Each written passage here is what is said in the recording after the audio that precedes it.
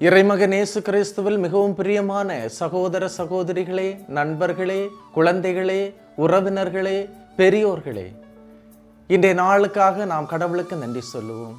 ஆண்டவரே, இந்த நாளை எங்களுக்கு கொடுத்து ஆசீர்வதிக்கும் போது, உம்முடைய பிள்ளைகளாகி நாங்கள் இந்த இறைவார்த்தையை சுற்றி முழந்தாள் படியிட்டு ஜெபிக்கும் போது உம்முடைய அருளும் ஆற்றலும் எங்களுக்கு தாரும்.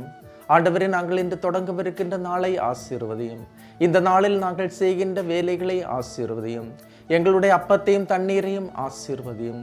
உம்முடைய அருள்வரங்களால் இந்த நாளை நிறைத்து நாங்கள் வெளிச்சமுள்ள பிள்ளைகளாக, வழியிலே ஒளி பெற்ற மக்களாக நாங்கள் செல்வதற்கு உம்முடைய அருளையும் ஆற்றலையும் தொடர்ந்து தாரும். ஆமேன். அன்பு மிக்கவர்களே, இன்றைய நாளிலே நாம் தியானிப்பதற்காக எடுத்துக்கொண்ட இறை வார்த்தை எரேமியா புத்தகம் 31ஆம் அதிகாரம் 6 முதல் 9 வரை உள்ள இறை வார்த்தைகள்.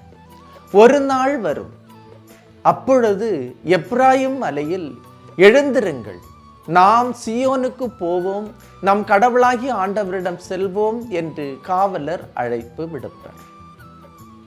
எங்கு செல்லலாம் என்ற அழைப்பு நகரத்துக்கு போவோம் என்றல்ல, சிட்டிக்கு போவோம் என்றல்ல அழைப்பு. இறை வார்த்தையை கேட்க இறைவனின் அருகாமைக்கு செல்வோம் என்று அழைக்கப்படுகின்ற ஒரு நேரம். இன்று கடவுள் நமக்கு விடுக்கும் அழைப்பு என்ன?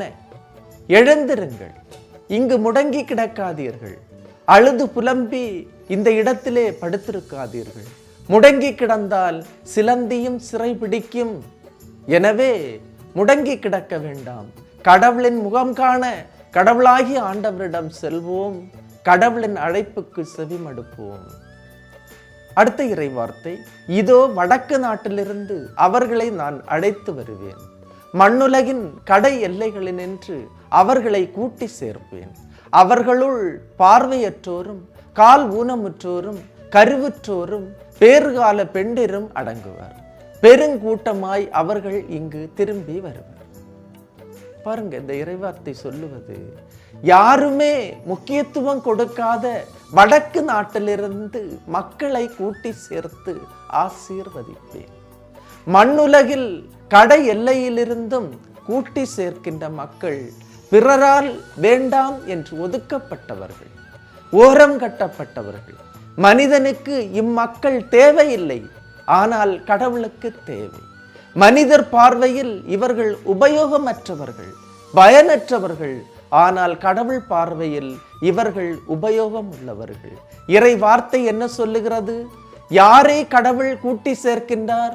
பார்வையற்றோரை கூட்டி சேர்க்கின்றார், கால் ஊனமுற்றோரை கூட்டி சேர்க்கின்றார். இவர்கள் இன்று குடும்பத்திற்கு மிகவும் தடையாக இருக்கின்றார்கள், சுமையாக இருக்கின்றார்கள். சுமையாக இருக்கின்றார்கள் என்று கருதுகின்ற நபர்கள் உண்டு. அன்புமிக்கவர்களே, கடவுள் சுமப்பார். உடலில் இருக்கின்ற ஊனம், அதை கடவுள் காண்பார். மனிதர் காண்பது வேறு, கடவுள் காண்பது வேறு.